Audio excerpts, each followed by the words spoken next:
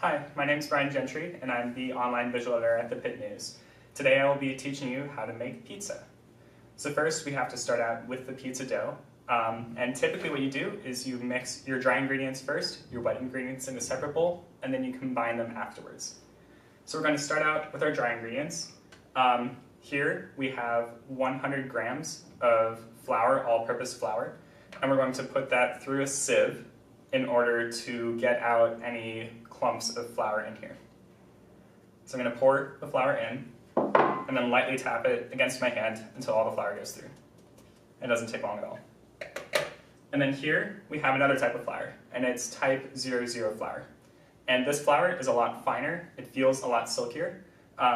You can find this at a lot of Italian grocery stores. If you're on Pitt's campus, you can find it at Marante Groceria down in South Oakland.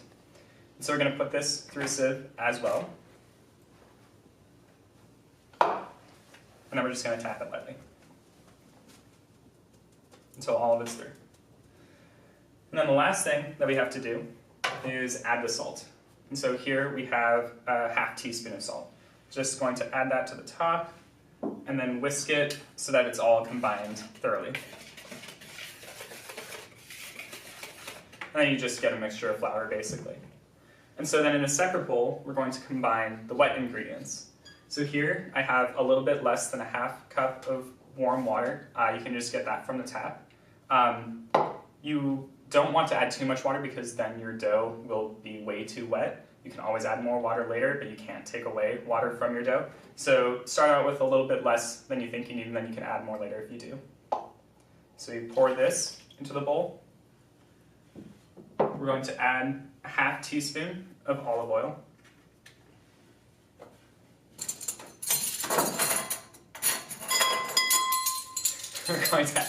We're going to add half teaspoon of olive oil. And then finally, we're going to add the yeast. And so here I have roughly 1 gram or a little bit less than half teaspoon of yeast. So I'm going to add that to this mixture. And then I am going to stir it around. I have another spoon here, so I'm just going to stir it with the teaspoon that I was using.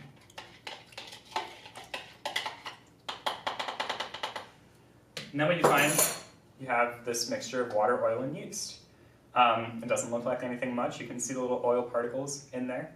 That's pretty much all the ingredients that we need for the pizza dough. So now we're going to add this into our dry ingredients and start incorporating it with our hands. So we pour this in, and then we are going to flour our hands. You can use either all-purpose or type 00 flour. I am using type 00 flour because it's finer and it's generally better to use more type 00 flour than all-purpose flour, but it doesn't really matter in the end. Just going to flour my hands thoroughly, and then I'm just going to start mixing it with my hands. And so here we're really just trying to get the wet and dry ingredients incorporated together. And we'll start to see a bit of dough form. So as I'm doing this, I'm starting to get a little bit of dough. There's a lot of wet ingredients stuck to my hands, so I'm going to take those off so I can start getting those incorporated into the flour as well. And really we're just going to be kneading this for about 3 minutes. You should start to see it incorporated into an actual dough, and we're just going to knead it. After you've kneaded the dough for 3 minutes, you're going to let it rest for 15 minutes. We've already pre-made some dough the day before. It has already refrigerated for 24 hours and risen, and so we can start kneading this out into the actual pizza that we're going to be eating tonight. And so really what we're just going to do is take this pizza and knead it out until it's fairly thin, pushing it out to the sides and trying to get it very thin to about a 12 to 14 inch diameter.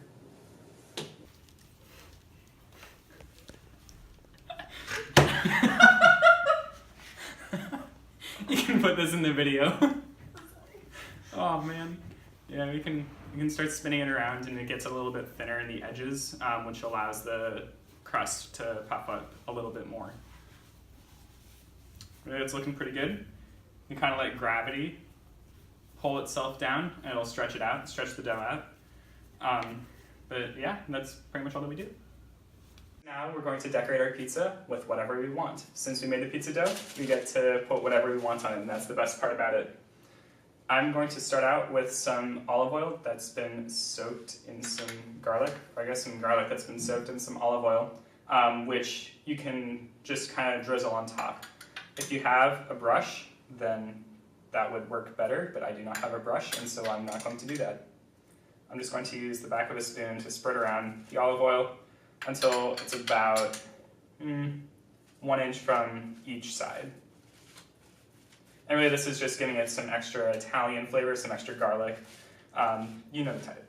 Am I going to offend someone by saying that? Some extra Italian flavor. So next, we're going to tear up some cheese and put it on there. I have here some... Next, we're going to tear up some cheese that we can put on it. I have here some mozzarella balls, which make great cheeses for pizza. And so all I'm going to do is tear pieces off and kind of place them haphazardly around the pizza. Again, staying about ½ inch to 1 inch away from the side so that we're not impeding on the crust. That's going to be the crust part of the pizza. So that looks good. I'm going to take a little bit more of another ball. Kind of just wing it. It doesn't really matter how much you put in there, what you put on there. Again, it's your choice. I feel like the Bob Ross of cooking. Next, I'm just going to sprinkle on some more cheese. We're going to do a two cheese pizza. I think it's actually a 3 cheese pizza because this is a 2 cheese blend. So then total, we have the mozzarella, Parmesan, and Romano, 3 cheeses. And my fingers are wet, and so this is not going to open too easily. Eventually I'll get it. I'm just going to sprinkle some around.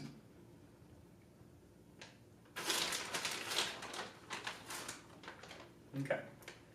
So last we're going to add some fresh vegetables and a couple dollops of pesto. So I have here some already pre-sliced spinach, which we're just going to kind of spread around, do it a little bit more evenly than I just did. Try to get a nice homogeneous concentration of spinach all the way across the pizza. We're going to take some tomatoes. We always love these fresh tomatoes. We're just going to place those around the pizza. I think, no, that's one tomato. And then lastly, we're going to add some mushrooms. So here we have some mushrooms. I think they're portobello mushrooms. I don't even know what the different types of mushrooms are. That's one of them. And we're going to put that all around the pizza. Okay. And then lastly, we're just going to add a couple dollops of pesto here and there so that we can just get a nice taste of basil. Pine nut, I think that's something else that's in there. That's way too much basil for a dollop. Pesto. Just gonna kind of take some, splash it around here and there. It doesn't really matter where you put it. Again, it's your choice.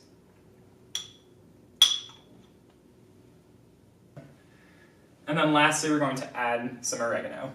Just a tiny bit of this spice. I'm just going to take a pinch and sprinkle it over it. And again, you're going for that authentic Italian flavor. And then lastly, that's actually it. There's no lastly, that's it. Now all we have to do is bake this for about 10 minutes and we'll see it on the other side. I have already preheated my oven to the hottest temperature it goes to, which is broil.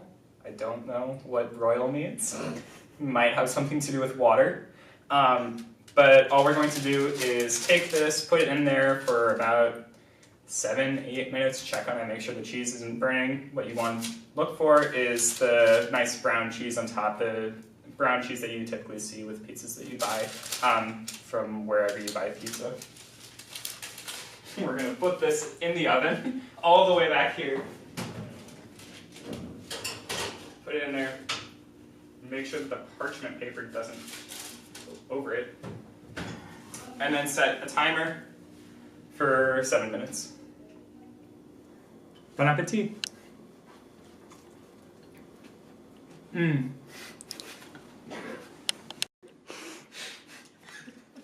It is really good. I'm just laughing at the fact that I said it.